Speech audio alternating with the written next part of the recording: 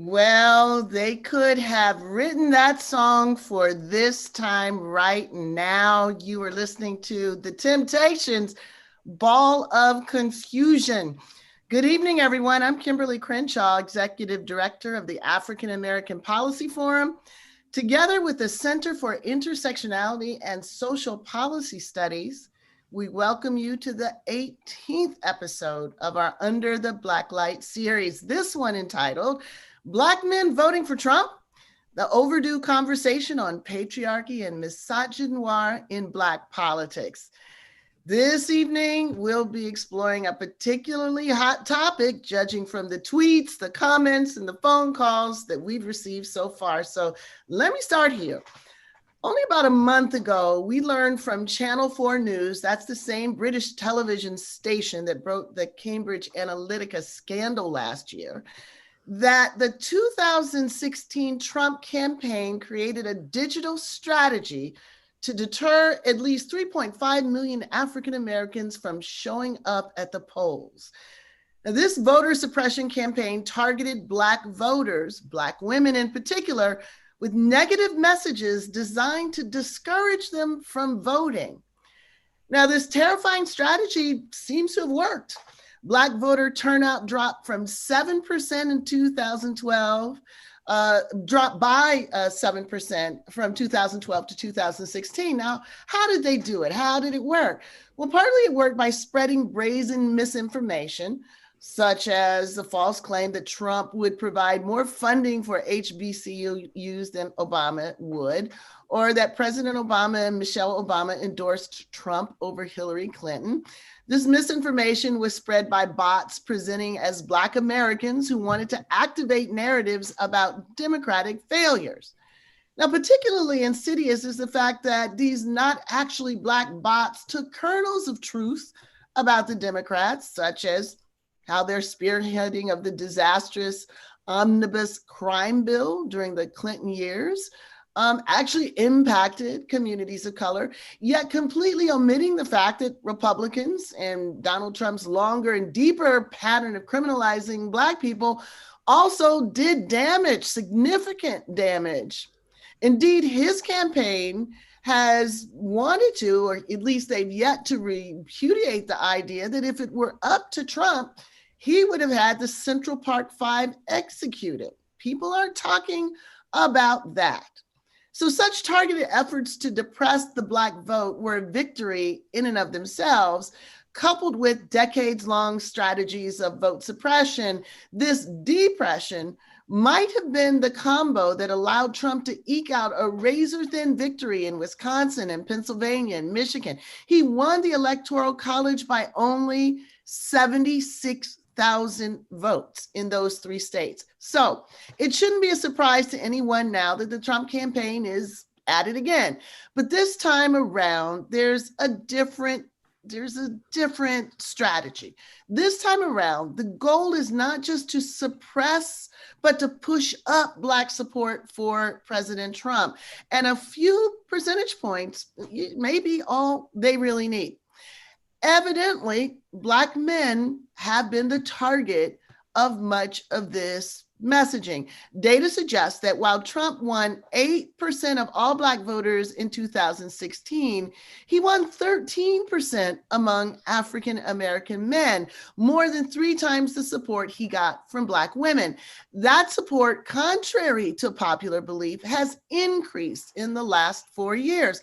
A more recent NBC Wall Street Journal poll found that 24% of Black men approved of Trump's job performance, 400% greater than the 6% of Black women who felt the same. In fact, some predict that Trump may gain more Black male support than all previous Republican candidates, Romney, McCain, and Bush. Trump-friendly advocacy from Black men like Kanye West, Ice Cube, and 50 Cent adds some of star power to the recent fervor for Trump amongst Black men. So what's our goal tonight? Well, we want to understand it. But let me be clear before the tweets start. The most significant gap remains a racial gap. No matter what we talk about tonight, Black folks across the board are the least likely among all racial groups to give support to Donald Trump and to his policies.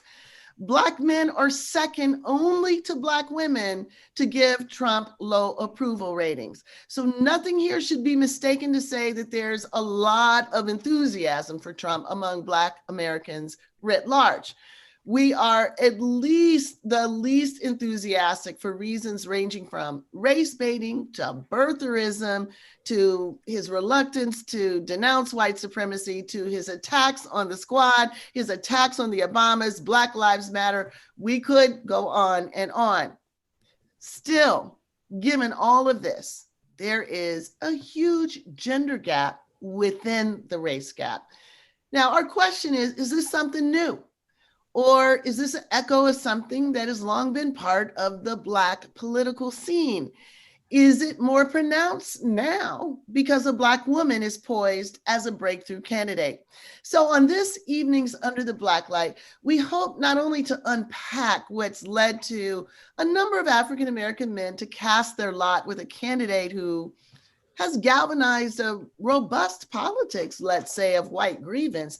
We also want to spark a discussion about how they all see the stakes of this year's election. So we've got an incredible group of Black male leaders, writers, thinkers, activists, Black male feminists to help guide us through these questions and more.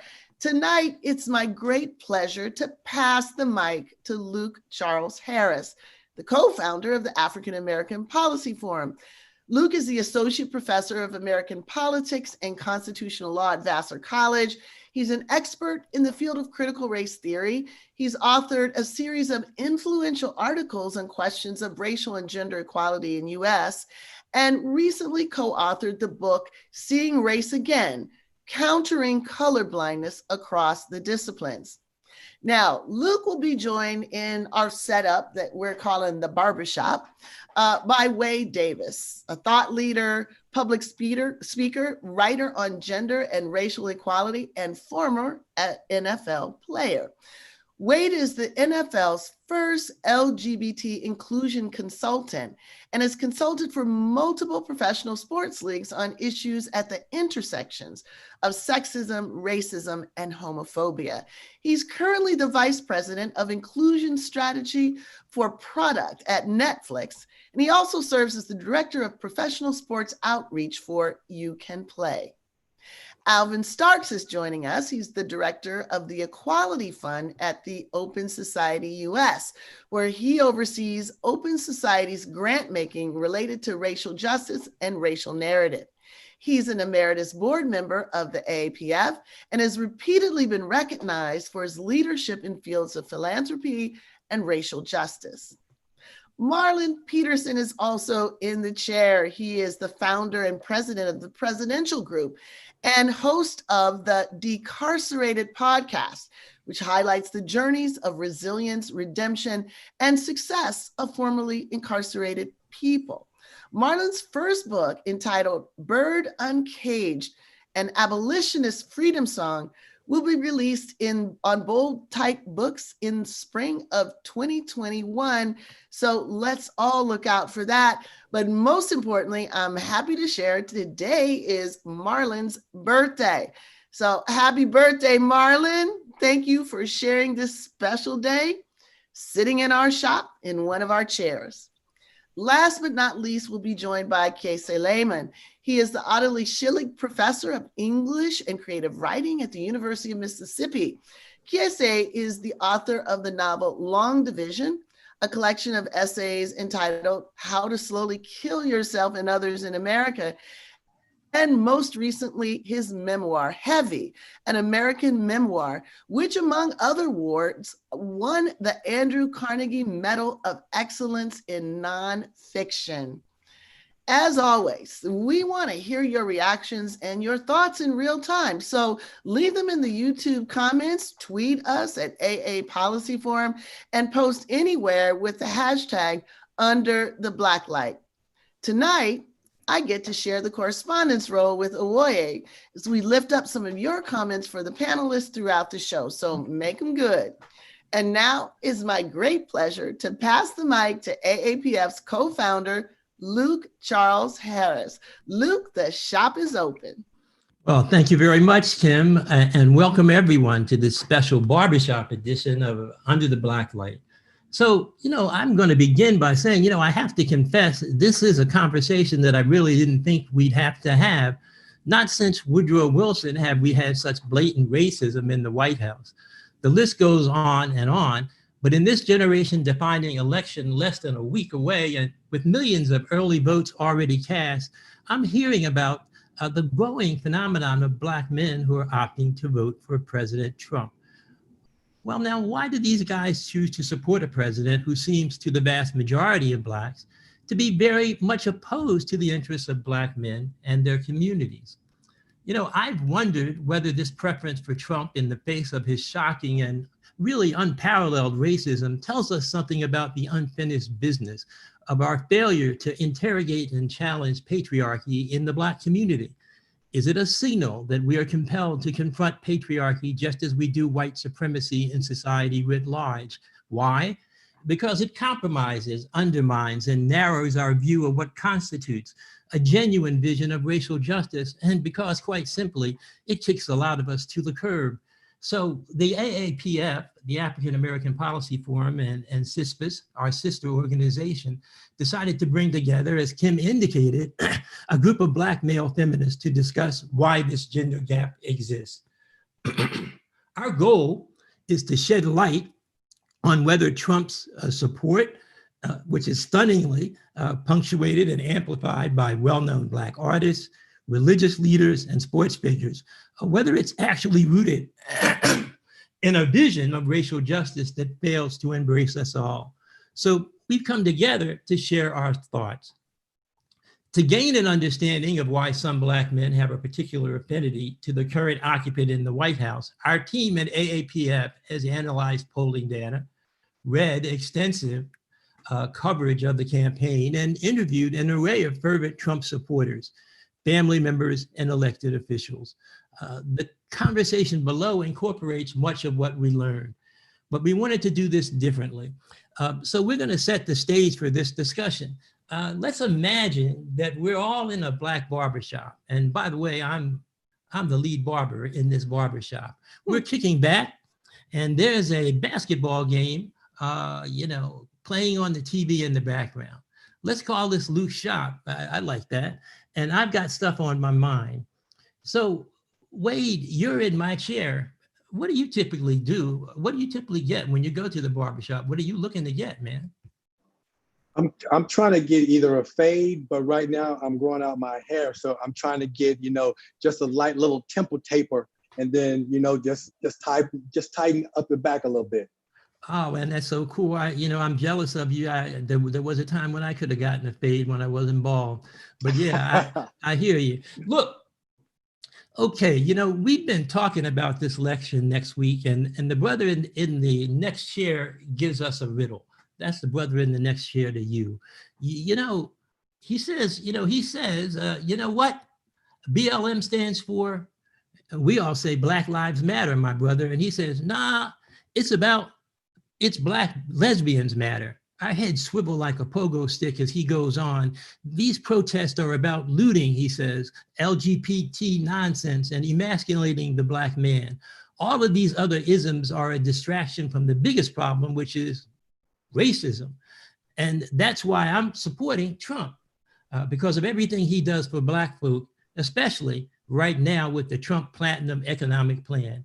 So Wade, I'm looking at you now. Talk to me like you would talk to this brother, because I'm not sure where I'd begin. The first thing that I would say is I would say thank you. I would say kind of thank you for naming something that Black women, that Black LGBTQ folks, that Black disabled folks have always known, right? That far too many Black men see the liberation of Black folks as the Black man's role, and that they see that the liberation of a Black man as the single most important issue. And it's not really racism, right? Because Black women, Black queer folks, Black trans folks, we all face racism, right? But what they really want is to be the leader of this actual movement. So I would just say thank you for validating something that we have always known. The second thing that I would say is, Negro, please. As a Black man, you can't imagine following the leadership of a Black person that doesn't identify as straight, that's not cisgender, that's not athletic, that's not swagged out, that's not attractive, because what you really want is power. And let's get clear about like what I mean when I say power. And I like how Baldwin describes it as the ability to control one's destiny or the destiny of others. And what you really want, fam, is power. But power is fool's gold, right? That power is not going to hold you at night. That power is not going to tell you that I love you.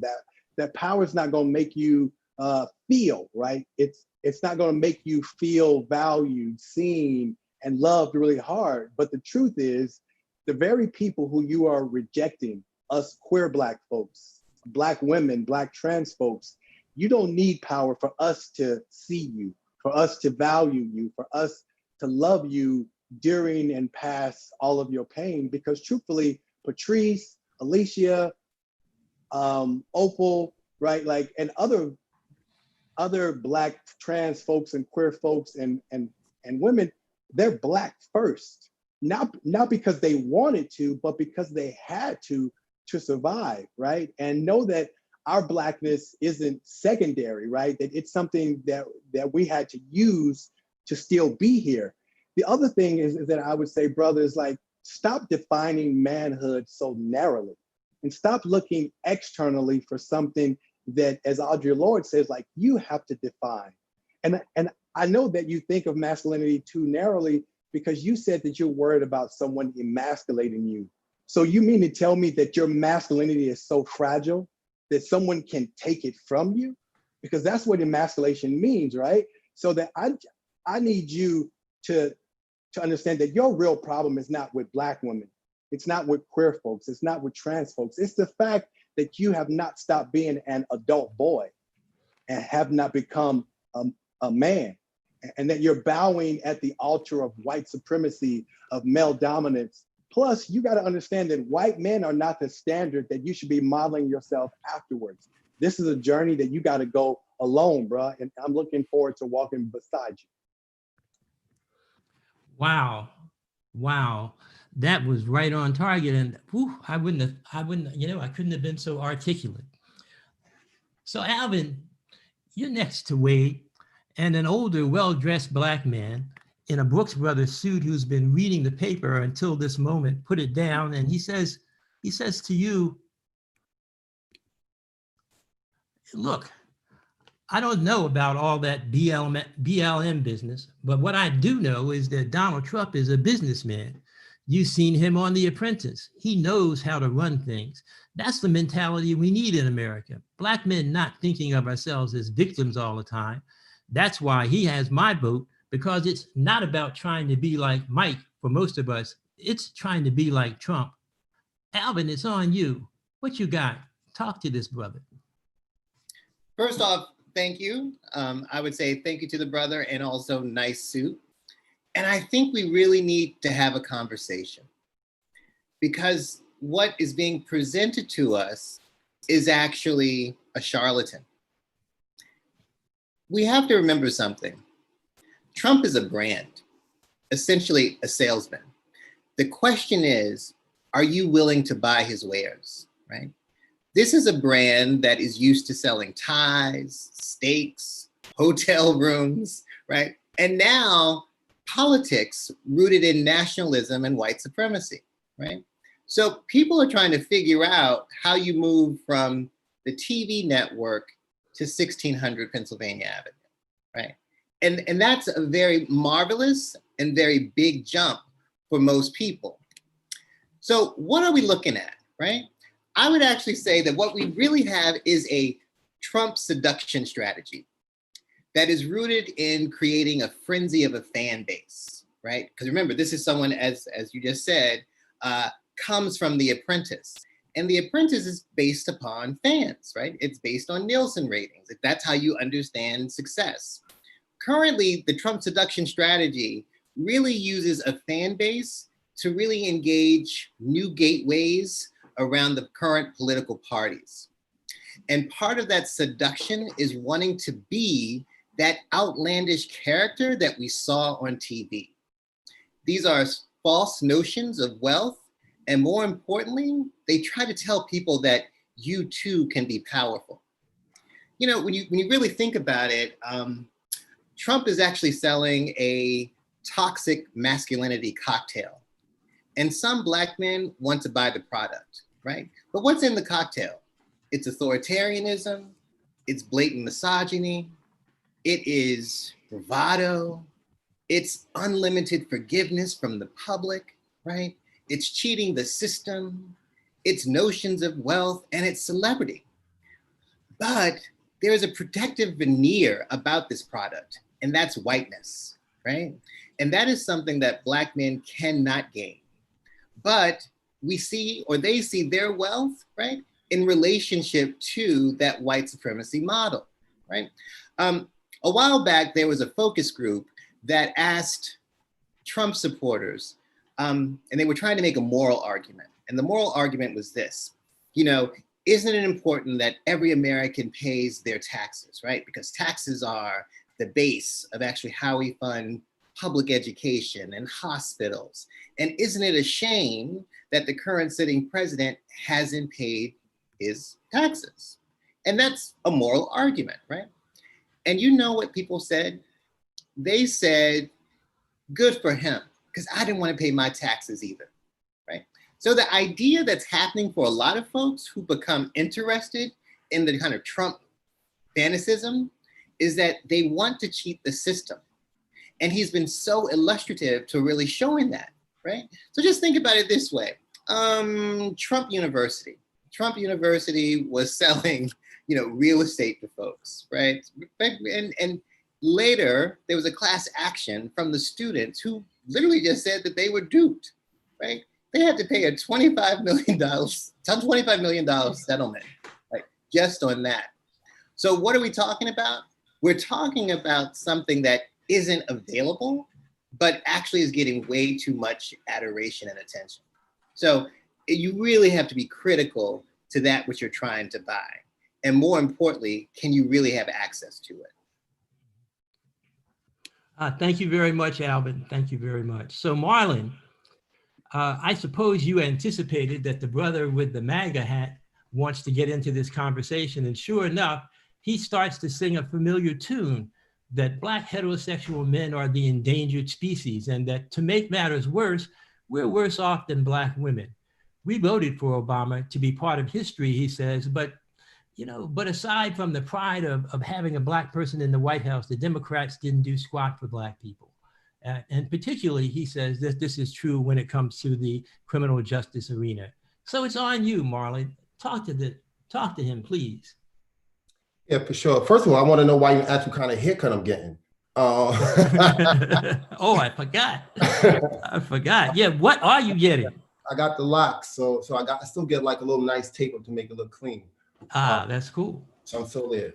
I guess I lost my tip, but I'm sorry. It's all good. It's all good. Yeah.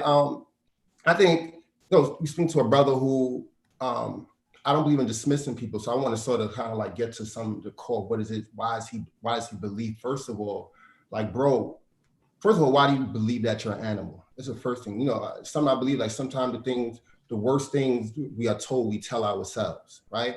And the reason why I want to start there, because in actuality, white people are the people who actually feel like they're somewhat endangered. They don't use that word though. When they had those folks protesting, those white people with the down there in Virginia a couple of years ago, they were talking about we will not be replaced. So they actually have a sense of that they're not going to be here anymore, but they don't refer to themselves as animals. So I just want to check him on that thing. And the next part of it is this part though, is that the belief that the male experience, the Black person experience is secluded to only certain type of people, to a certain sexuality. It's skewed, it's wrong, it's hurtful. Another Baldwin quote, Baldwin speaks about like, ignorance plus power is one of the most ferocious enemies of justice, and to sort of think about it, that's an ignorant mindset. You know, when we think about how much that is harmful as a mindset, it skews over the fact that Black men, cis, trans women are all being harmed by all the same issues. And we want to talk about endangerment in terms of white supremacy. White supremacy isn't picking out heterosexual men, right? I mean, it's just a skewed sort of a theory. But then to go into like why he feels a way about Obama, there's a lot of critique for Obama. Absolutely, I have. I think many of us on this Zoom has, right? But the first thing I just want to acknowledge that Obama sits on a seat of empire, right? Just want to be clear about that. Like, there's not one singular president that's going to change, that can change the circumstance of Black people, first of all. And the other thing I want to say is that Black people have the power to change the circumstances of Black people. Just want to throw that out there too. But the other part of it is that when we think about a Trump and you compare it to an Obama, it's beyond representation. I mean, like, bro, like, you don't think Black people deserve to be treated better than Trump is treating Black people now? You think that because you have some level of what seems like he cares by saying, by pounding us in the head with certain rhetoric that, you know, I've done the best for Black people, I've done this for HBCUs, you know, the First Step Act, I'm sure we'll talk about that a little bit. But even if that is the thing that you want to say, yes, he's done for us, look at all the other things, the way he's spoken about us, the way he's literally spoken about us in public. Don't you deserve to be treated better than that? It's some level of feeling that this sort of connection to like that patriarchy, that muscular sort of leadership, is your commitment to that type of leadership, that type of feeling, that muscular type of what's considered, I guess, heterosexual prowess, whatever that is your commitment to that more important than like being treated better as a race and as a race of people? Yeah, no, thank you very much. I'm going to go back to you, Wade, because you're still in the barber's chair, and I'm going to ask you another question. With so many people saying that they wanted to be a part of history, and some of these Trump supporters saying that quite clearly, why does the fact that Kamala Harris is on the ticket not make Black men of this sort want to be a part of that history? Harris may be on the way to becoming the first woman vice president in history, and maybe the first woman president. You know, honestly, here's the real. That I've sat in conversation with lots of Black men, like the men in this shop, and Black men have been asking one question, you know, since the BLM movement started. It's like, what's their role, right? Because the BLM movement doesn't look like their childhood fantasy or match their understanding of who gets to lead. And also, you know, there are very few spaces where Black men, again, have access to power. And historically, that's why so many Black men became preachers, because the church was the one space where Black men could lead, they could have power, they could feel, as we say down south, impotent, right? But the real reason that groups like BYP 100 have the language of a leaderful movement and not a leader movement is because, like, what happens when Martin, Malcolm, Harriet, Ida, those folks die or get locked up? The work must go on, right? So it's not about that Black men are not leading or are not capable of being leaders, but we must learn to walk side by side, like, and to exist in partnership. Because in order for us to come up with the answers that get all of us free, it cannot be decided without all of us in the room, right? And we gotta kind of use the language of what Bell Hooks, what she taught us, is that when your work starts at the margins and you work your way up, more of us get free. And we got to start to think about that instead of saying, well, I'm going to come back for the gays and for the women and for all those other folks later. So our reaction to not wanting to get behind a Kamala Harris is that our imagination for who our models should be as leaders doesn't look like a Kamala Harris. So I would say to you, brother, read this essay by Derek Bell called The Last Black Hero, to really understand why it's so important for us to have a leaderful movement and have lots of leaders in our movement and not just one. Thank you. Thank you so much, Wade. I love the way you reach out and try to bridge to these brothers and give them other ways of thinking about the world. You know, in a moment, we're going to move, well, yeah. I'm going to go, actually, you know what? I was going to go to the next section, but I'm going to go to Brother Kiese Layman. 1 second here. Yeah.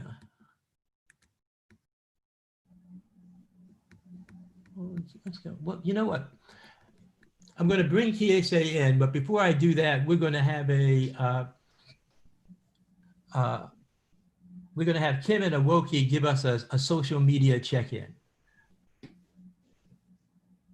Hey, Hey, hey, Woye, how you doing? Good. It's good to see you, Kim. Likewise, great conversation going on. Why don't you bring us up and I'll throw a few things in too. Ah, fantastic. Yes. Well, I'll tell you what, people are loving this barbershop. So thank you all for inviting us all into the space with you. We're so happy to see you. And we are definitely off to a fiery start with this conversation in the chat. It's bringing up a lot of comments, not only about Black men in the current Republican Party, but also about the Black male role in the Democratic Party. It's bringing up a lot of conversation, acknowledging the role of Black women at the forefront of the party. As people are listening to this discussion, someone said, I think back to Du Bois's attitude towards Ida B. Wells and pushing her out of founding the NAACP. And another person asked, is it preference for Trump or inability to support a Black woman on the Democratic ticket? And to one of Marlon's earlier points, someone noted these men want to be able to act like Trump without consequence. So there's a lot of conversation going on in the chat. What'd you hear, Kim? Well, you know, I was just blown away by that historical reference. You know, a lot of people don't know about how Ida B. Wells, who basically got the anti-lynching campaign going, was pushed out from, you know, efforts to really build up and out that campaign. So maybe we're looking at some very similar dynamics, you know, playing out now, just the inability to concede space for Black women to share in leadership. And a few people are making comments about Kamala, basically saying, you know, is Kamala being punished for doing her job? And then the flip of that, interestingly enough, for those who are hanging their support for the Republicans based on the failures of the Democrats, was to remind people that many of the things that Obama was trying to do were blocked. So they're talking about the need not just to talk about the presidency, but the entire, everything and everybody that's on the table right now. So it's a great conversation that you guys are going. We still want to hear some more of the fades and the other, you know, kind of things you guys are doing there at the barbershop. So, oh boy, there's Casey. I want to know what you're going to getting in the chair right now. So thanks, guys. We'll check back with you. All right. Well, thanks, Kim and Awoki, and thank those of you online for contributing to our conversation. Remember, you can continue to share your thoughts in the YouTube chat or tweet us at AA Policy Forum. Yeah, so now that you're in the chair, Kiese, yeah, what you gonna do, man? What you gonna do with your hair? I'm trying to get that LeBron, bro. I'm trying to get that Beijing. I'm trying to get that little, you know, that little cut in the back of your head so you can cover up the patches. I'm all LeBron, all LeBron. Yeah, well, I've been for that, Kiese. Well, welcome to the show. And welcome to this is my barbershop. It's a better job. It's a better day job than I normally have. So look, man, we're still in the barbershop and the conversation is still hot. We've heard that Trump is a businessman, that Dems haven't done anything, that BLM isn't about Black men, and that Black men are an endangered species. So you walk in just in time to hear another brother say, well, yeah, Trump called Haiti a shithole country and referred to Baltimore as a disgusting rat and rodent infested place. And yeah, he said some stupid stuff about white supremacists, but at the end of the day, his actions matter more than his words. Trump's a man, from this cat's perspective, a man's man who has done more for Black people than any president since Abraham Lincoln. So I'm just going to get out of the way, Kiese, because I know you're a bad dude. what do you say in reaction to those kind of thoughts? Man, I've been trying to be so much more loving lately. So I guess I would ask this person, honestly, Luke, I wouldn't try to convince this person of anything. I think people like that are dangerous personally for me because they encourage me to pat myself on the back for not sucking off the same kind of patriarchal, you know, what, towel that they're sucking off of. You know what I'm trying to say? Like Jerry Tarkanian, head coach UNLV, used to always suck this towel. And I think the danger of brothers like that is like I can congratulate myself for not being ignorant as, for not being ignorant as fuck. And ignorant is a word that I wanted to think about because I think even when I want to dismiss that thought, I think about it as being dumb and or ignorant. But what I don't think about it as being as methodical and wholly destructive. And that's really what it is. But personally, I just need to not write that brother off to the point where I feel like all of my actions are virtuous because I don't see Donald Trump as whatever the fuck that brother would say. What I do think is important for these brothers who do want to support Trump is like, I would just ask them how seductive is not just patriarchy, but how seductive is like whiteness. Because like I've said this to you before, like I don't think we would accept a failed gangster in Black culture. Donald Trump is a failed gangster. He is a rhythmless gangster. He has no code of ethics. He does not even try to win. He only attempts to cheat. The gangsters who we hold up on fucked up pedestals that we shouldn't at least wanted to try to win any means necessary. This brother's trying to cheat any means necessary. But again, I just need to make sure that I don't feel like I'm a better man than that brother who might vote that way simply because I am not, wrapping myself in patriarchy the same way that this brother is. Do you see what I'm trying to say? To me, these brothers are dangerous because I can always pat myself on the back for not being them. Meanwhile, there's a whole lot of other work I need to get done. Yeah, I hear you because I'm still in the process of unwrapping myself from my own patriarchy, right? And you don't want to ever lose sight of that. Well, but really glad to hear you. Glad you're in the shop, bro. Alvin? Yeah. Alvin, I've heard that it seems that many of the Black men who supported Trump once voted for Obama, who seems to represent to a lot of us the political antithesis of what Trump stands for. How is it that these men could be attracted to both? Luke, you didn't ask me what I was going to get for my first question on my hair. So I think I might just be that brother staring at the haircut chart. Well, I saw you as similarly disabled like me, but yes, go ahead.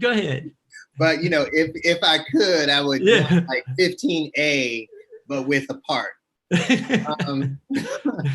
So this is a good question because how do you get from an Obama supporter to a Trump supporter, right?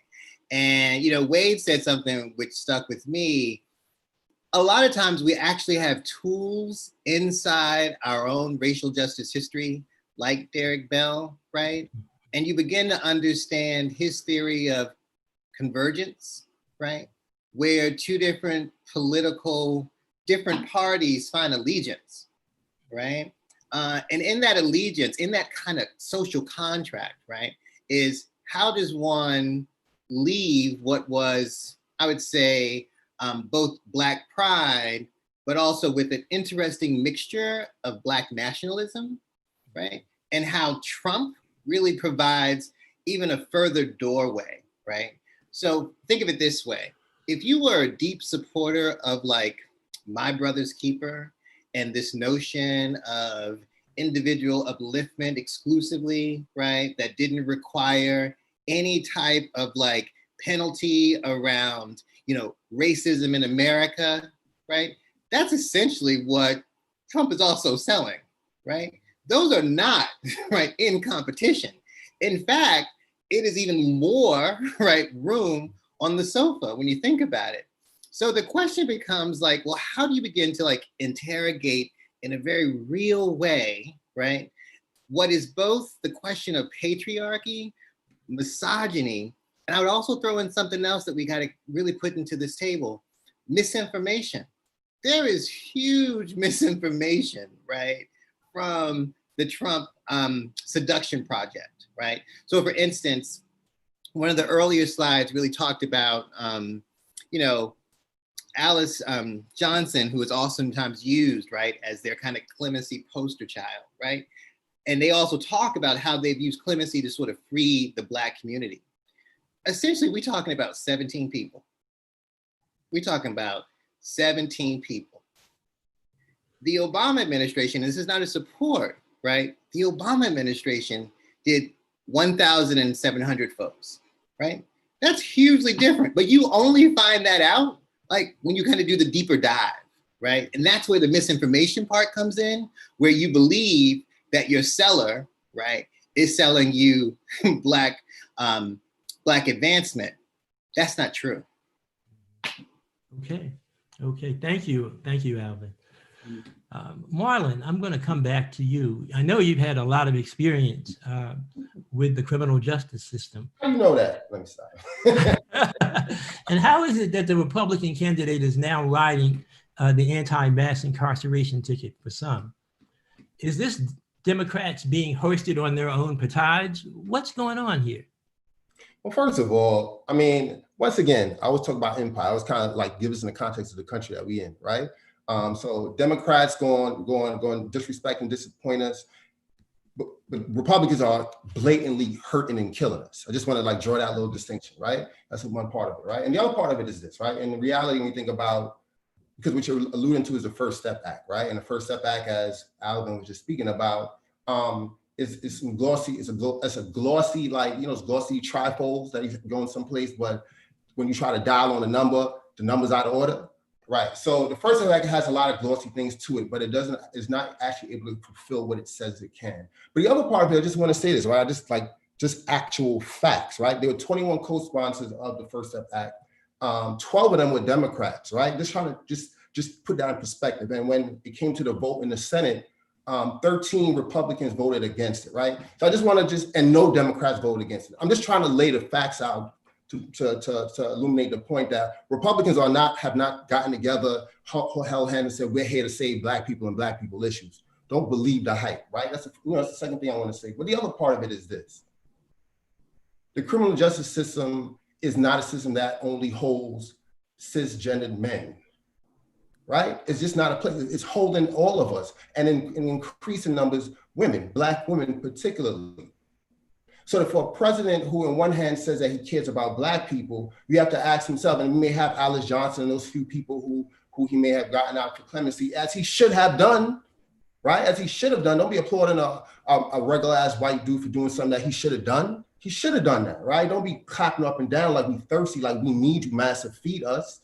You know what I'm saying? But I also think that we are also capable of coming up with better plans that really impact everybody that's impacted by the criminal justice system, not only in the federal system also, but in the state system. Because to be clear, the First Step Act was only impacted the federal system. And the majority of people who are in jails and prisons, particularly Black and brown folks, are in the state system. Thank you very much. Look, I'm coming back to you, Kiese. I'm spinning around back to you. Let's talk about Trump and Black male celebrity culture, particularly the artists.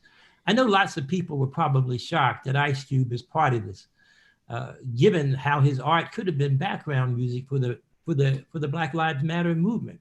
How is it that he's not on the same page as someone like you? Ooh. You know what? Luke, I'm just gonna try to be sort of serious for a second. Mm-hmm. So like in the late 80s until the mid 90s, there was not an entertainer, much less a rapper, who I believe like loved me as much as Ice Cube, right? And what I think is interesting about Ice Cube is that particular kind of Black nationalism, which was also a kind of anti-Semitism, he was held accountable for that. I think sometimes we forget, not just by the ADL, but he was held accountable for that by Black feminists. So much so that Ice Cube in his lyrics, like, would sometimes say, you know, a Black woman is my manager, not in the kitchen. That's him responding to the critique that he's dissing Black women. Or he would respond that he was dissing Black women by saying, white men, you can't rape her. I can, but you can't, right? Like, that's an ignorant ass response, a fucked up response. But Ice Cube was critiqued heavily by Dream Hampton, by a lot of other Black feminist writers in the late 80s and early 90s. Now, he also influenced a whole lot of young people, including me. And I think if you asked Patrice, she would say Ice Cube partially influenced me. If you asked Alicia Garza, she might say he kind of, sort of, maybe influenced me. So I'm interested in what happens when you get MCs or artists like Ice Cube, whose particular kind of nationalism in an era where we just looking for any sort of protection, and we aren't getting it, but it feels like protection. He inspires these artists, these activists, these human beings who go ahead and take, you know, the useful, if there are any useful parts of that particular nationalist project, and they flip it. And we make it into some other art. You know, I make it into a book called Heavy. Someone else might make it into a different kind of movement. Someone else might make it into something else. But what's interesting to me is that there's not a radical curiosity about the thing that you helped create. And so when Ice Cube in Los Angeles pulls out this bullshit ass plan, when he could have gone to the actual people who created BLM and said, yo, what do y'all think about this? Again, I just can't say that's just a mistake, right? I think people like Ice Cube are like blessed over and over and over and over again with people wanting to work with them in spite of what they've said about them. This is Black men's plight in general. Like, a lot of times Black women want to work with us in spite of what we've said or done. And so I just want to say, in some way, I have to thank Ice Cube for, as a 10-year-old, for giving me like fuck the police rhetoric, for coming up with a song called Bird in the Hand, which was all about carcerality and empire. But on the flip side, I just think he influenced enough people, particularly enough Black feminists, where that Black feminist thought should have come back to him. And if it came back to him holistically, I don't think he pitches a platinum plan to Trump. I think he pitches a platinum plan to the Movement for Black Lives, or BLM, or the Dream Defenders, or BYP. And you say to them, how can I be a help? In the absence of that, I don't know what to say. And that's as generous as I can be toward Ice Cube right now. All right, I see you. Well, I'm going to go back to Kim and Awoki, and let's see and let's hear what's happening online in response to what we're trying to do. Yeah, thank you so much, Luke. It's continues to be a vibrant conversation, and there's some actually really interesting conversations happening around the notions of patriarchy in the chat. And one question among many that has come up is, whose experience counts as central to our political and policy narrative? Is it only hetero Black men, or is there a broader Black community that has the right to center themselves as well? So the conversation continues, but I'll toss it off to Kim. Yeah, and I just think that so many people are, they haven't seen a conversation like this before. So there's both the things they want to get in, and also the thank you that you all are taking this time to actually use it as a moment to interrogate the assumptions, interrogate what we take for granted. And I got a big amen after Kiese said a lot of women still work with brothers, no matter what they said. I think there was a thunderclap around that one, around the country. So thanks, guys. Anxious to hear the rest. Yeah, thank you. Thank you. You know, we're going to go into a kind of roundtable mode now. I'm going to give you all questions. But once the first person raps and rips, I'd like to hear from the rest of you on what's going on. If you feel you have anything to say, I really want to go back to Wade. Wade, I wanted to ask you about something that you talked a little bit about earlier. Sexism and homophobia seem to be central impulses driving some men towards Trump. how can we critique this kind of bigotry without feeding into the trope that sexism and homophobia are disproportionate issues within our community? How do we fight, the damage and the results in our community, but walk a line such that we don't contribute to the negative tropes that already exist? Because we know we have to fight that fight. In fact, as Black men, we have to begin to pick up that baton as a community for the first time. We're kind of late to the show, but on to you, Wade. Yeah, transparently, I think that, and I must speak, for myself here, like, it took me a long time to be able to see myself as something beyond just being a Black man, right? That was the only thing that I could ever be, was a Black man, right? And even when I realized that I was gay, right, I couldn't imagine being a Black gay man. When I realized that I was really good at football, I didn't believe that I could be a Black gay man who also played in the NFL. Because part of what the damage that white supremacy does is you don't have an imagination for yourself. Like, I didn't have an imagination for myself when I was in Shreveport, right? I lived on the Cooper Road that was all Black everything, but hella poor. So I couldn't imagine my future. And I also think that doesn't help us imagine futures for the people who we engage with, right? So when I think about, like every Black man that I've ever known, right, they thought of themselves needing to be a provider, right? But, and I think about the conversation that Baldwin and Nikki Giovanni had, and Nikki Giovanni was trying to get Baldwin to imagine something larger, for not just for Black women, but for Black men. And I think for Black men, we often only see Black women as objects, as our caretakers, or the caretaker for our children. But we got to understand that when we imagine women being small, we also imagine ourselves being small with them, because they're our comparison, right? So I think that we first have to have a broader, bigger imagination for ourselves. And then we won't worry about having our thumb or our boot on Black women, on queer folks, on trans folks, right? Because as long as we have an inability to imagine ourselves being full, whole human beings, we also can't imagine others being the same way. So we will always see Black women, trans folks, anyone who is not a Black man, as not being competent and capable of being someone who we should model ourselves after. It took me a long time to be able to see Kimberly Crenshaw and believe that I wanted to be her, right? Because all of the stories, all of the books that I read centered the lives of barely any Black men, but definitely white men. So I had to unlearn the fact, as I said earlier, that white men are not my standard. I get to create my own standards. And I got to focus more on Black excellence than white success. Because white success is an external measure that I could never live up to, nor should I want to. But Black excellence is something that I get to define. I get to decide, am I waking up doing the work that first kind of centers my own mental health, that I could be capable of showing up as a loving brother to someone else.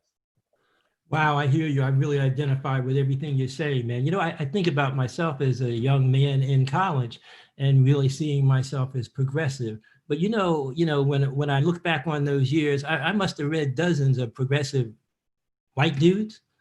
I didn't read Black feminists back in the day, and I think one of the things that's important about talking about politics as Black men and racial justice and feminism is to talk about, the struggle that you have to go through in order to be able to see and appreciate, people who are not you, right? I thought I had, when I was in my early 30s, a really progressive politics. And I remember when I first met Kim, and she would ask me, so what do you think about the endangered Black men? I go, yes, that's us. We got those problems, right?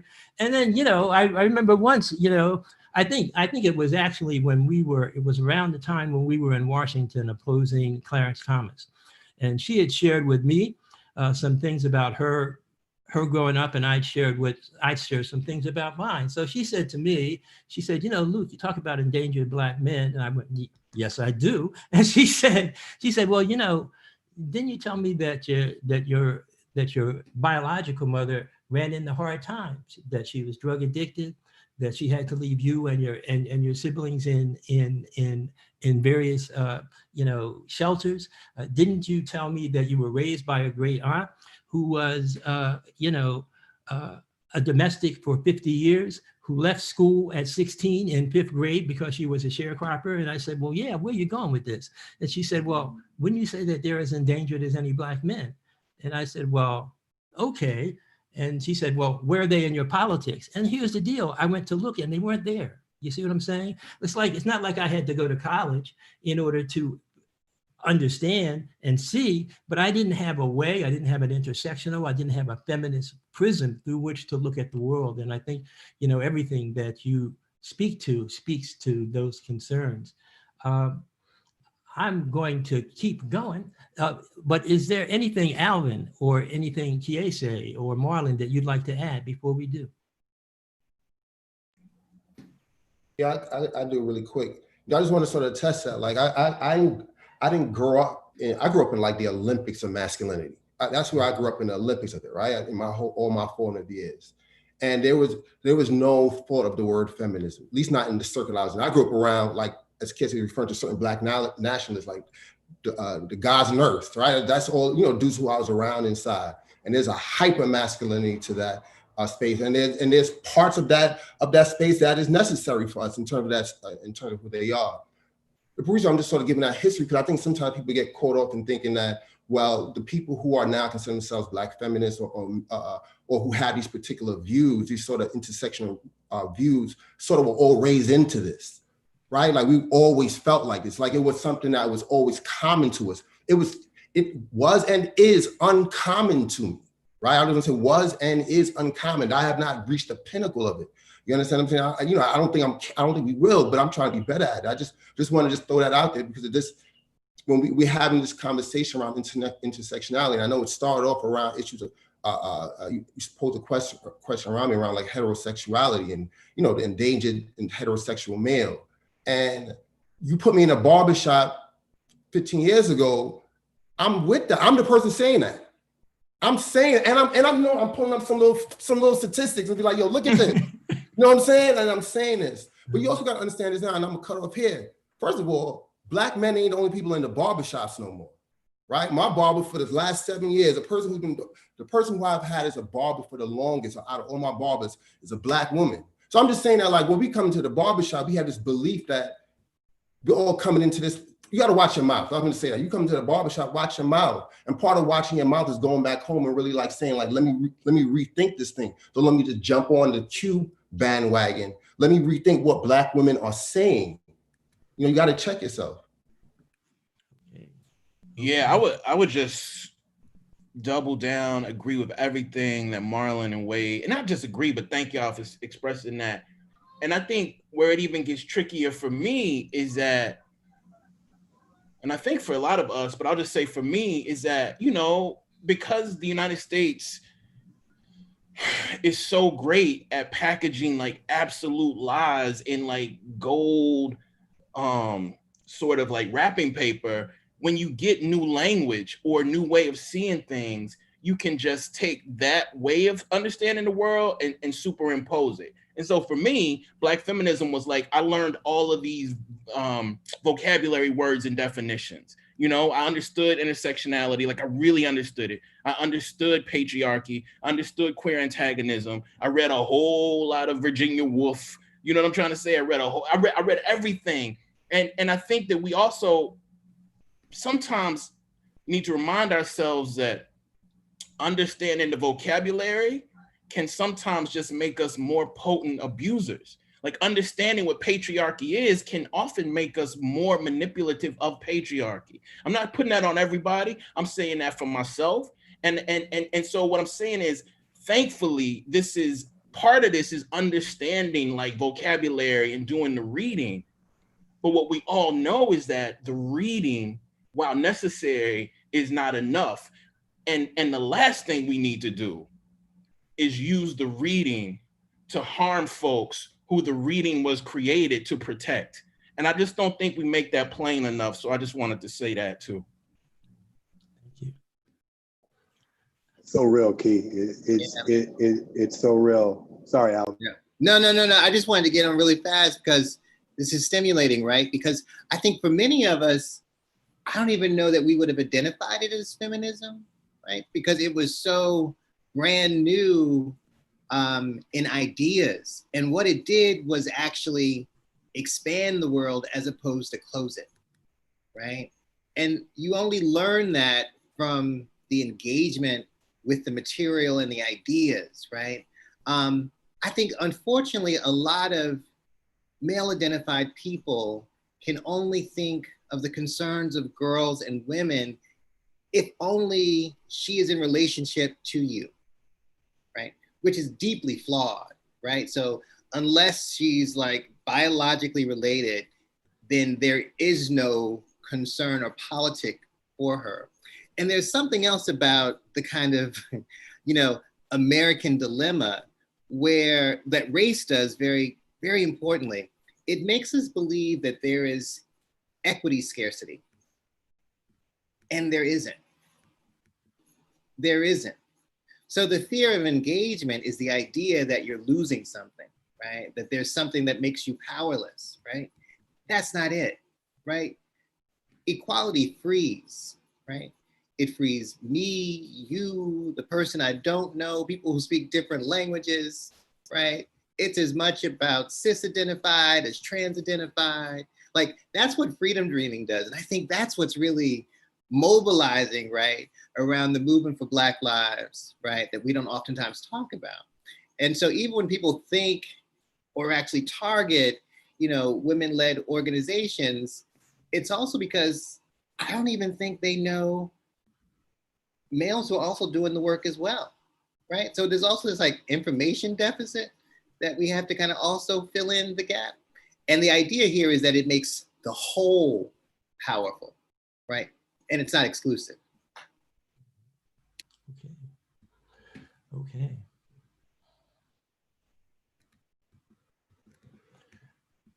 All right. Got you, Luke, huh? Yeah. Wow. This is moving, man. Too real, Luke. Too. It's very real, man. Yeah.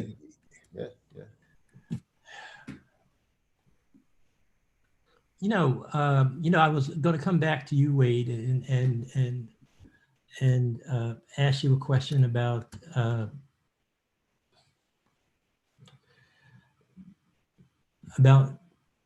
if you could talk a little bit more about the connection between sexism and homophobia, and how that is a problem, because this whole our discussion, it's about trying to sort out the politics of a small group of African American men who support Trump.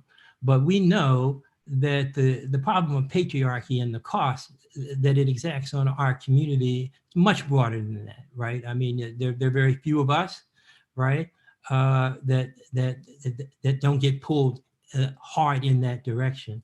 And at the center of this, though, is also a profound sexism and homophobia. And I'd like you to speak a little bit more to that. Yeah, so I came to understand that the root of homophobia was sexism. And it took me a long time to understand that. And what happened was that I, because of my gender performance and being an athlete, I was never called the word faggot. It was never used, it was never weaponized against me. But I never felt like I could tell any of my teammates that I was gay. And when I interrogated it, it was because of the sexist language, right? Like calling each other a bitch or a pussy, right? Like all of that sexist language still resonated with me in a way that, from talking to my friends who were LGBTQ+, the word faggot resonated with. So what I had to understand was that what the language was really about was saying that a male-identified person was having things done to him that only women have done to them, right? Like, so you as a man should never get penetrated. You should never do things to another man that women do. So it was less about what I was doing. It was that I was doing things that women only do to men. And therefore the root of the real fear was the sexism, right? And that the men who were homophobic towards me were trying to distance themselves as far as they could from anything feminine, right? And it's why so few men openly identify as feminists. It's like there are a lot of brothers who actually believe in the definition, right, of feminism, right? You know, but to name themselves as a feminist puts them in too close proximity to something feminine. And what we've got to do is really redefine what it means to be a man, like honestly and truly. And that for me has been the hardest work that I've ever done, is like, what does it mean for me to be a man, right? And to define that almost in a vacuum, right? To kind of like take all of the men that I've seen and analyze everything that they've done and scratch the surface for like what those assumptions underneath why this Black man is doing this. And then I interrogated the fact that no Black man that I grew up watching was ever faithful to a Black woman. And what did that do to me? Like, how did that make me see the value of a Black woman, right? So I would say that we as Black men have to do some real introspective root work to understand, like, when was the first moment that we rested in the idea that we weren't a woman? Because all of us did it. It's an unremembered moment, but there was a moment when we weren't told to put a shirt on, to close our legs, right?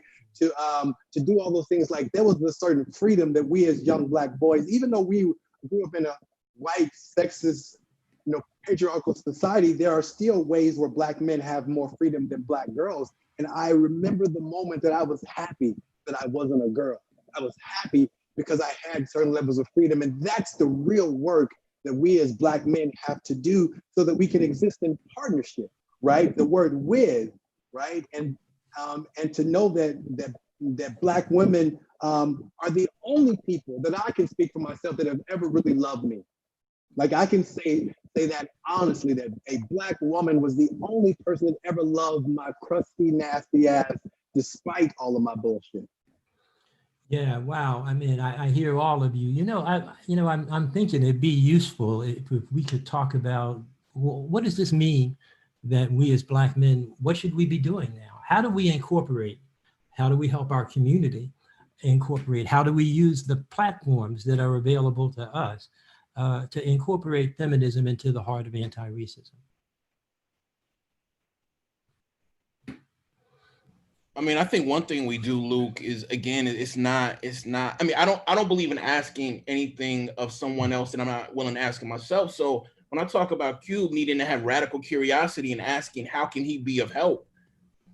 I think those of us who feel like we have something to give need to be asking, if we haven't already created that innovative pathway ourselves, asking other folk, particularly, I think, femmes, Black women, and trans folk, how can we be of help? One.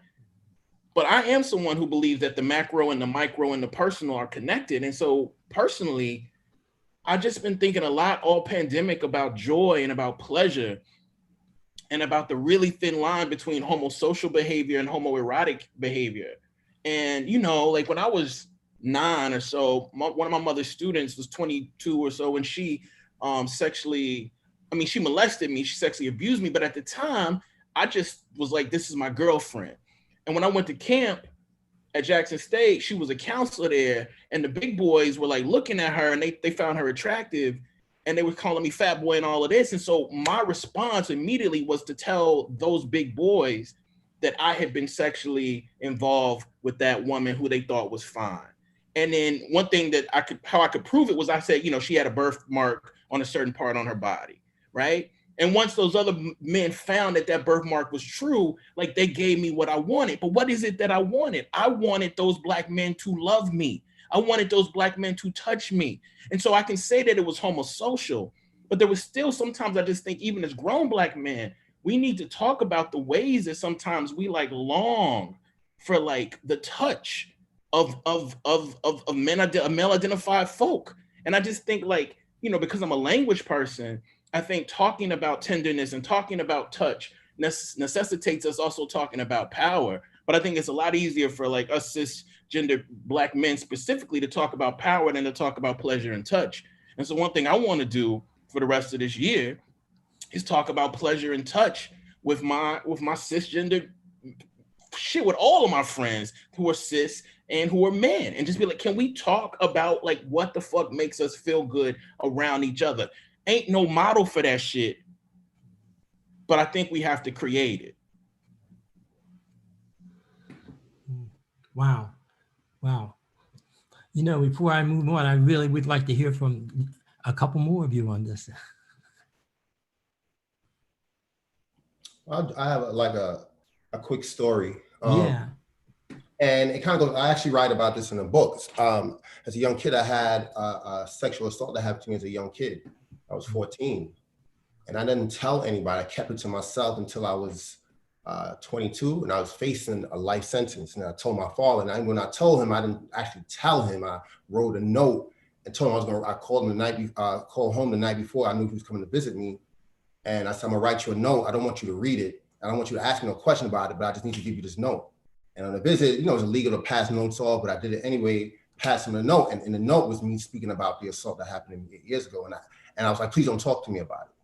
I just needed to let it out. And the reason I sort of give that story, and probably even writing this book, my commitment to homophobia, my commitment to believing that a man or a boy has to be a certain way to what manhood and masculinity is, even as a 14-year-old kid, made me suffer. Like I was more committed to those notions of that's not even real, right? I was more committed to these notions than to my own healing. And the reason why I want to bring that up, because, you know, when we connect, even kind of going back to the Trump conversation, Black men particularly, we all know that one of the connections that we believe that economically Trump is doing well for folks, right? Kim laid those stats off with 26% of Black men says he's doing good for the economy, and 6% of Black women say he isn't. Say he is. And there's a commitment to believing that, first of all, that's correct, that's accurate. And also the part of it is that you're actually not listening to that fact that only 6% of Black women saying that he's doing good. So you should just kind of like be listening, checking yourself. But aside from that, there's a commitment to like this muscular, I keep saying this warp, not even warped sense of masculinity, just the only condition of masculinity many of us has had. This commitment to that is more important than like our own safety. Like Trump is unsafe. He's unsafe. I mean, he's shown that. He's unsafe for Black people. He's unsafe for all people. That's the first of all. The only thing is for Black people. He's an unsafe person. He's a sick person, right? And he's unsafe. And I think that our commitment to these phobias or to these things are not real, or to these conditions of what manhood or masculinity is, or to what sexuality is. Our commitment to that misinformation is literally hurting us all. And that's the thing I just want to just like draw a real life example to it. Like that hurt me and led me to go in a whole different direction in life, because I was so committed to what people thought a boy, man, heterosexual should be. I would rather have hold that pain. You know what I'm saying? I just sort of just like, you know, talking to people in the barbershop, like really, like how committed are you to these beliefs? Are you so committed that you're willing to sacrifice the entire community? Yeah, well, you know, go, bro. So spot on, and I don't want to unearth this, because essentially toxic masculinity kills. It's a public health crisis, right? And until we actually talk about it as what it is, right, it dehumanizes its victims and its perpetrators, right? And so oftentimes it became, and we said it earlier in this conversation, for oppressed people, patriarchy really means a lot, right? Because it's a place where you can claim and walk in power, a false sense of power, I want to say that. And the question becomes like, how do you give that shit up, right? What's the detox strategy for toxic masculinity, right? In ways that allow people to heal and reimagine not only themselves, but the communities that they want to be in. And I think that is such a brilliant project that oftentimes isn't spoken in public because it's private. Because, you know, I'm not even sure that all the Black men that I meet like the masculinity portrayal that they've been assigned to perform. Do you know what I mean? I see a lot of performance. That's why we're always fighting. They don't. It's straight up performance. I'm just like, and it's exhausting. It is so, yeah. And once you sort of unclothe that nonsense, right, you have to really ask yourself, well, who am I? And that's some terrifying shit, right? It is an intimacy level. There is no public space for it, right? They don't talk about it at the barbershop, right? So there is no place to kind of do this work. But I do think that's what the gift of feminism actually provides, is a space to really expand your humanity, right? It doesn't take away. Yeah, well, I think we're talking about a politics and a politics of racial justice that really accounts for all the differences that matter. And finally, I'm interested in hearing from all of you here before we start to close up my barbershop. Like, what responsibility really do Black men have to bring to other Black men in their communities a feminist and intersectional consciousness, right? What is our responsibility, right? What does it mean to not only have dignity, but be a responsible African-American man in the context of a community that you love, but you understand that just like there's white supremacy coming from the outside, there are isms, and patriarchy is one of those isms that are killing us on the inside. I mean, I'll just be brief. I don't know that what we need to do is different than other folks, and maybe it is, maybe it isn't. But I know wholeheartedly that we need to personally and communally create more opportunities for us to reflect on suffering, which is the counter to what I said about pleasure, and to reflect on like our role in suffering. And like, I think patriarchy is one way into that. I think white supremacy is another way. I think cis hetero patriarchy is another way into it. I think empire is another way. But at the end of all of these words, there's like systems of suffering that we are victims of and that we are also perpetrators of. And so I think as a Black boy from Mississippi, I need to talk about the ways that unchecked, I would create a world that was harder for Black women that I don't know to live in, Black boys that I don't know to live in, Black genderqueer folks that I don't know to live in. And then I need to ask myself, what does Black feminism have to do with that remedy? And I think that those questions can be asked without using that language. But until you see yourself as part and parcel of not just the suffering, but that who is making someone suffer, it's just hard to change anything. But the flip is that you can't do this sort of like, I'm gonna throw myself on the cross thing and just name every fucked up thing I've ever done to every person in the world. One, because I don't think that's fair to people who you've harmed, who might not want their shit put out there. So it's really difficult, and I think sometimes when I'm talking to groups of men, we go to that, we're like, okay, well, let me tell you every fucking thing that I think I've done wrong to a woman. And then it sort of becomes pornographic because everybody's like, wow, wow, wow, wow. So I just think that there has to be like with anything, there has to be a practice, but I don't think that practice can be complete if we don't see ourselves as both survivors and actual like very, very, very active participants in this culture that's killing the women around us, the trans folks, trans women around us, the trans men around us, and us. Like we're kind of doing this shit to ourselves, and the nation wants us to do it to ourselves. So how do we excavate that shit, right? Like, how do we stop doing their work for them? Is a question I sort of ask myself every morning I wake up, and I fail at answering it, but I ask it nonetheless. Wow, I'm stunned. Look, I'd like to thank you all for coming. And you know what? I'd like to thank you all for coming, but we've talked about so much that's wrong. I do want to ask one last question. We're gonna have to be quick.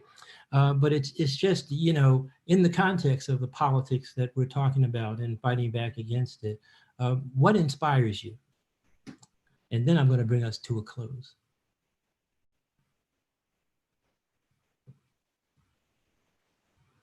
Could I start with you, Wade?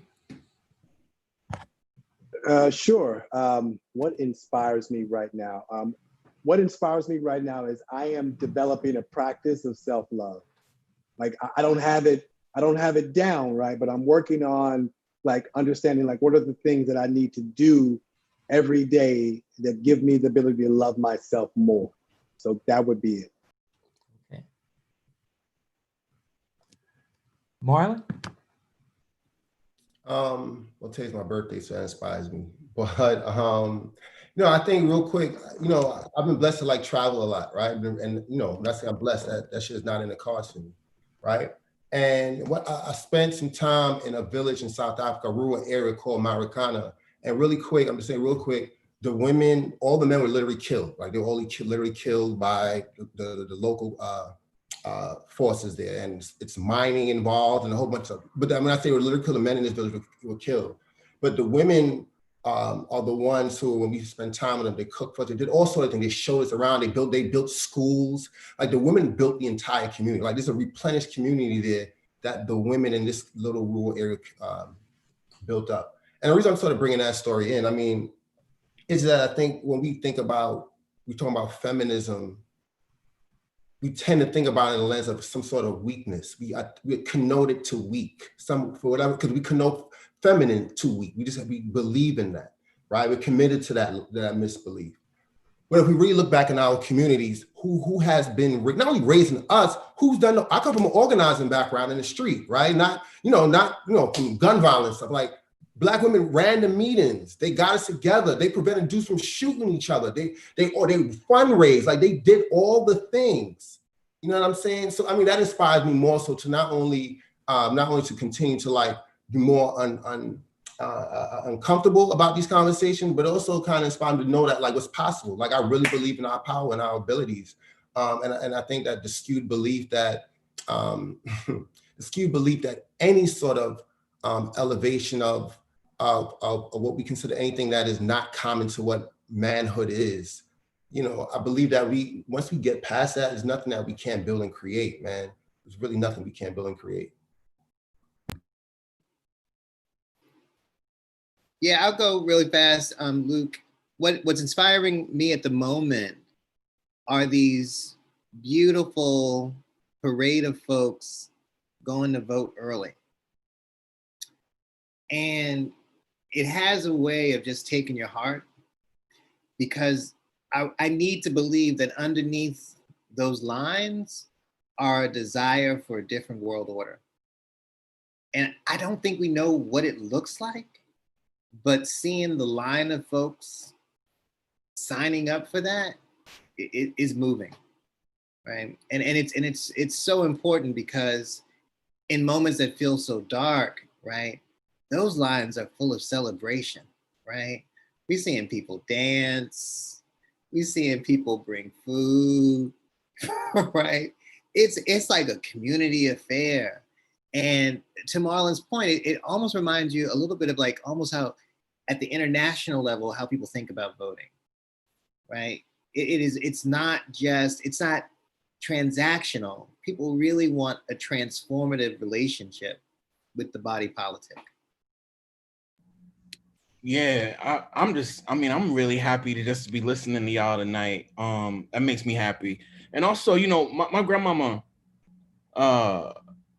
she was born in Mississippi, and she was one of these Mississippians in the 1930s who could have left. She decided not to leave. She could have left in the 50s. She decided not to leave. And, she wasn't allowed to vote until she was deep in her 30s. She experienced poll taxes. She experienced fucking, having to go up there and talk to people and give the Mississippi history that they would create on the spur of the moment. But my grandmother took care of me when I was a little boy. And every time she could vote, she would vote. And that's not what makes me happy. What makes me happy is she would vote, and then she would get her ass in the car and talk shit about the person she just voted for. So I think this idea that like these old black people are going to the polls and they're just all like, in the ass of the Democratic Party. Okay, maybe. I ain't seen it, fam. I've seen old ass black women see this as one strategy toward our liberation, not the strategy. And I try to like not be mad at much anymore, because it's not good I'm getting older. It's not good for my fucking like blood pressure. But when people talk this shit about these old ass black people and black women specifically as if they are not fucking like politically sophisticated, and these motherfuckers made their way through Jim Crow, made their way through incarceration, made their way through all of this and still alive. I just got to say, it makes me more than fucking happy to see sophisticated rural black women understand that the vote is but one strategy toward our liberation, and the garden is another. And working to get these books in the back door of these public schools is another. So quit fucking acting like these black women are dumb as fuck when they are the reason we standing here. That's it. Nothing else needed to be said. It's done. All our haircuts are done now. Woo, woo, woo. All right, so we started in the barbershop and we ended up in church, y'all. I'm taking it all in. I've got to do the thank yous. So, man, very special thank you to Luke Charles Harris for taking the mic tonight and cutting some hair and cutting up some ideas. Thank you to our amazing panelists, Wade Davis, Marlon Peterson, Kiese Lehman, and Alvin Starks. I mean, what all can I thank you for? First of all, for being present, for being honest, brutally honest, for being thoughtful, and for loving us, loving Black people. We don't see this enough. And now that people have seen it, I think we know what's possible. And this is what we can reproduce in the barbershops and in, our dining rooms and all the places that we're coming together right now to talk about what the heck is going to happen. Either way, next week, we got a bumpy journey ahead. It is like we are in 1876, and if y'all don't know what that's about, go read a book, find out. We have been here before. We had more people elected. We had more power in some ways than we do now, and it got wiped out as a consequence of an election. So, when people say election has consequences, it's kind of like, that old saying that, when white folks get a cold, we get pneumonia. When people say election has consequences, it means we can be out for the count for generations if we don't step up in this moment. So anyway, my moment, y'all inspired me. Sorry, this has been a necessary conversation. And I so hope that you all continue to have this conversation, listen to it, keep these conversations going with your friends, with your families, within your communities. You can find more information and keep it going by following us on Twitter, on Instagram. We're at AA Policy Forum. You can follow me, Sandy Locks, on Twitter, Kimberly Crenshaw on Instagram. And you can go to aapf.org for more information and more resources. This conversation right here, we are going to post as a podcast on Intersectionality Matters as soon as we can and before the election. I want to thank my entire team at AAPF and the Center for Intersectionality and Social Policy Studies. They do a phenomenal job behind the scenes of making this work. And I want to make a special announcement. We will be joining with the NAACP Legal Defense Fund tomorrow to make an important announcement about the Trump administration's gag order on workplace and social equity. If you don't like the president's support for the Proud Boys, if you don't like him saying there are very fine people among racist nationalists, then you also won't like the way he's using the federal government to muzzle ideas like what you heard here. Muzzle ideas like structural racism, muzzle ideas like intersectionality, implicit bias, other anti-racist and anti-sexist ideas. And if you wonder why we aren't waiting until the election, I want you to know that the bloodbath has already begun. All sorts of things have been canceled. Research has been canceled on disparities in healthcare. Talks have been canceled.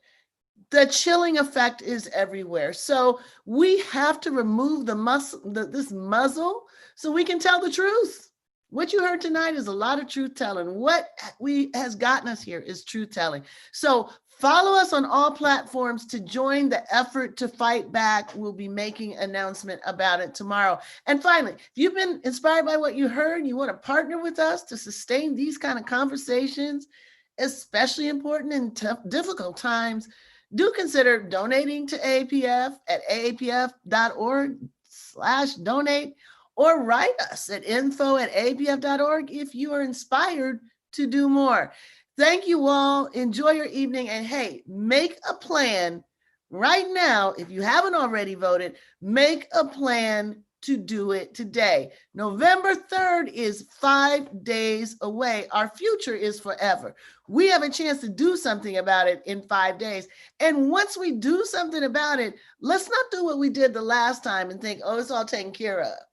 This is just to allow us to get to the next day to fight. But the fight is still on. No matter what, the fight is on, and we need to be part of it. So encourage your friends, your family members, do the same. Take 10 people with you, have a party, make it a picnic like Alvin said, but just do it. Thank you, everybody, and good night.